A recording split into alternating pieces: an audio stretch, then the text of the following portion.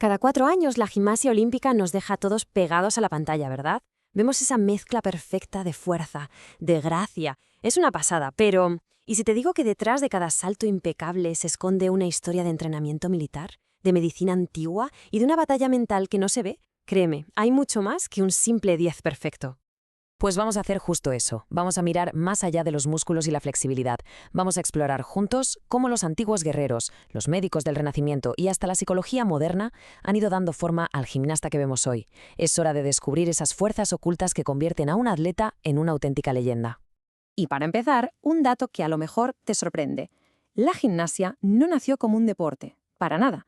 Sus orígenes son una mezcla de lo más curiosa de arte, guerra, medicina y educación. Así que vamos a tirar de estos 4 hilos a ver qué encontramos. A ver, esto es un viaje que dura milenios, ¿eh? Empezó en los gymnasion de la antigua Grecia, donde se entrenaba desnudo, de ahí la palabra. Luego pasó por los campos de entrenamiento romanos, tuvo un parón y ¡zas! Renació en el siglo XIX, que es cuando ya se sientan las bases del deporte que conocemos. O sea que no ha sido una línea recta, sino la suma de un montón de historias. Muchísimo antes de que existieran las medallas olímpicas, la gimnasia era, sobre todo, espectáculo, puro show. En el antiguo Egipto, en China, la acrobacia era una forma de arte. Era una manera de contar historias con el cuerpo, mezclando danza con proezas físicas que dejaban a la gente con la boca abierta.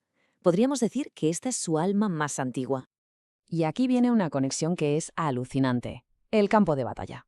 A ver, el potro con arcos que vemos hoy no nació en un gimnasio. Nació como una herramienta para que los soldados romanos practicaran cómo subirse y bajarse de los caballos en pleno combate.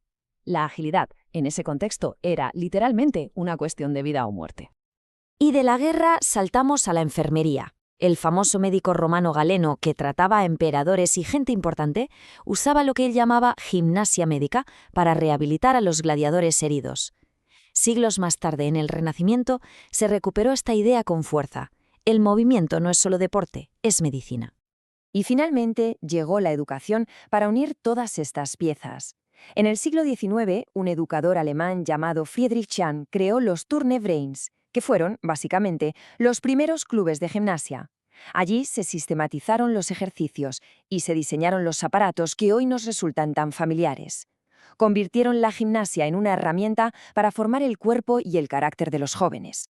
Bueno, y con toda esa historia a nuestras espaldas, damos un salto enorme hasta el presente. Vamos a meternos en el increíble motor biológico que es un gimnasta de élite.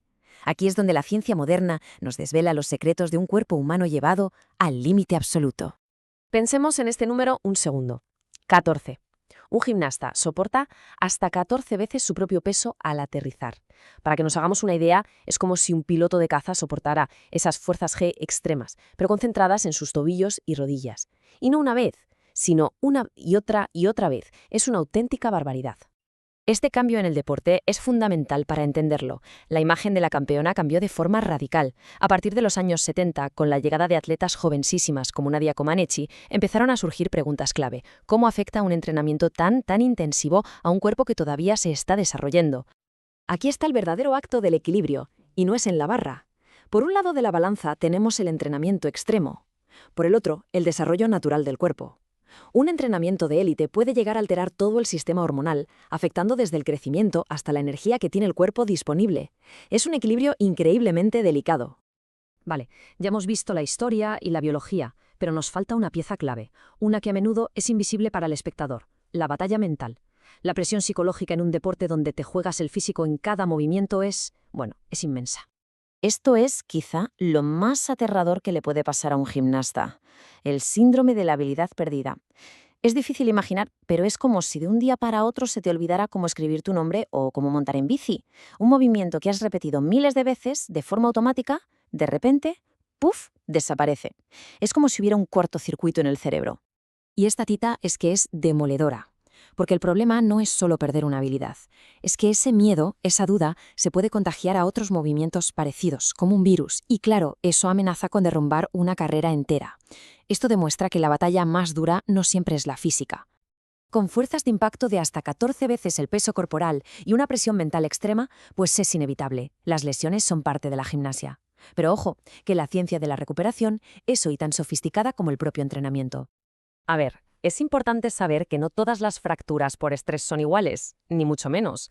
Algunas, como las que ocurren en la tibia o cerca de la cadera, se consideran de alto riesgo. ¿Y por qué? Pues muy simple, porque son zonas con poco riego sanguíneo y eso significa que tardan muchísimo más en curar y pueden llegar a poner en peligro una carrera.